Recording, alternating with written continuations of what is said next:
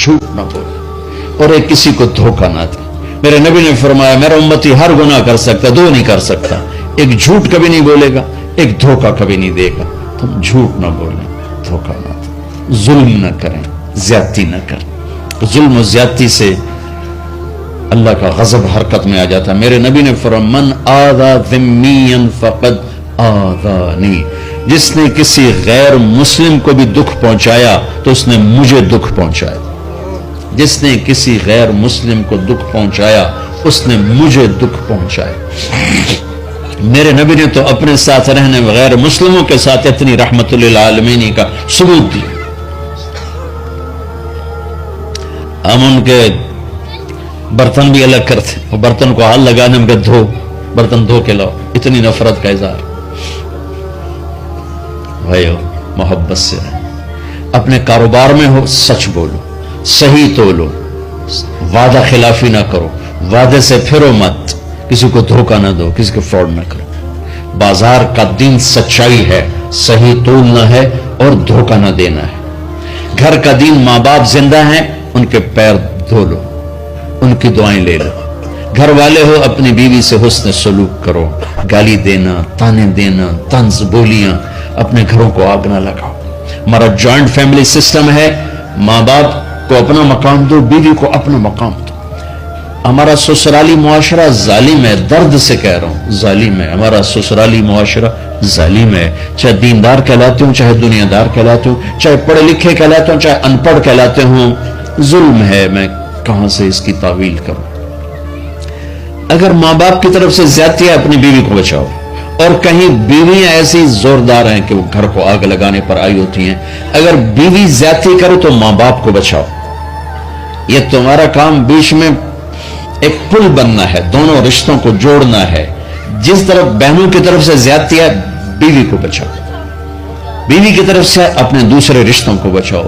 ہم اس میں افراط ہوتا یعنی کمی زیادتی کا شکار ہیں. کچھ ماں باپ کے پریشر میں بیویوں پر ظلم ڈھا دیتے اور کچھ بیویوں کے پریشر میں ماں باپ کو ذلیل کر دیتے ہیں. یہ دونوں انسانیت سے دور کی چیزیں ہیں. بھائیو اپنے نبی کی زندگی پڑھو اللہ کو. میرے نبی کی ایک حدیث سناؤں. میرے نبی نے فرمایا یہ جو میرے مدینے والے لوگ ہیں یہ بڑے اچھے ہیں.